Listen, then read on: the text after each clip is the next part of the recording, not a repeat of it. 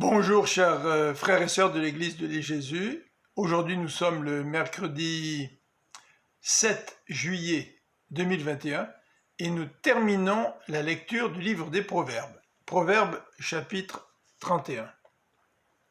Parole du roi Lemuel, maxime que sa mère lui a enseignée. Que te dirai-je mon fils?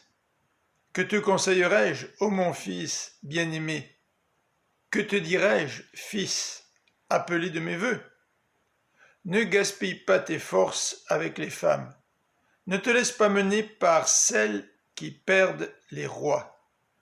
Il ne convient pas au roi, Lemuel, non, il ne convient pas au roi de boire du vin, ni à ceux qui gouvernent d'aimer les boissons enivrantes. Car après avoir bu, ils pourraient oublier les lois et léser les droits des victimes de la misère. Que l'on donne plutôt les boissons enivrantes à celui qui va périr, et du vin à qui a le cœur malheureux.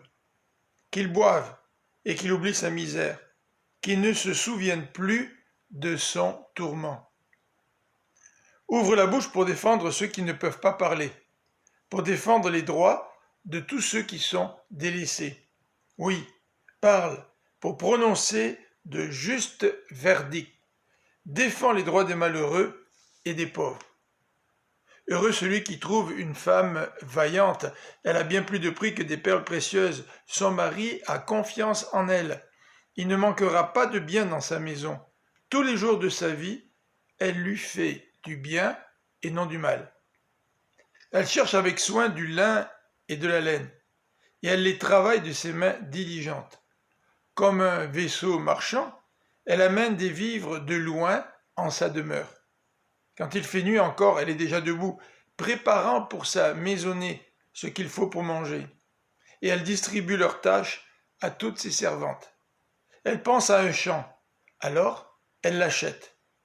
Du fruit de son travail, elle plante une vigne. Avec plein d'énergie, elle se met à l'œuvre et active ses bras. Elle constate que ses affaires marchent bien. Jusque tard dans la nuit, sa lampe est allumée. Ses mains filent la laine et ses doigts tissent des vêtements. Elle ouvre largement la main à l'indigent et tend les bras aux pauvres. Pour elle et tous les siens, peu importe la neige, car toute sa famille est revêtue de doubles vêtements.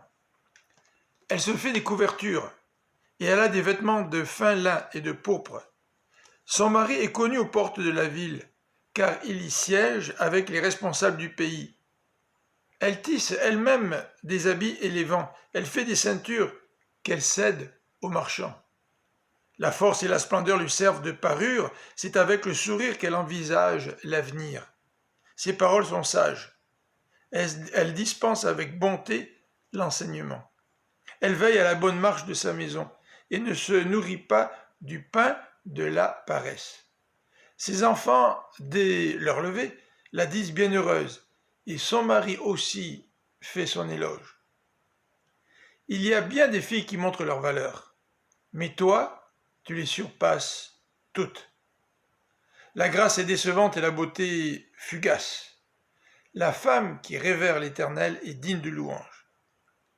Donnez-lui donc le fruit de son travail, qu'on dise ses louanges aux portes de la ville pour tout ce qu'elle fait. Voilà, nous venons de conclure notre lecture du livre des Proverbes et je vous donne rendez-vous demain. Nous allons débuter la méditation d'un nouveau livre biblique. Que Dieu vous bénisse.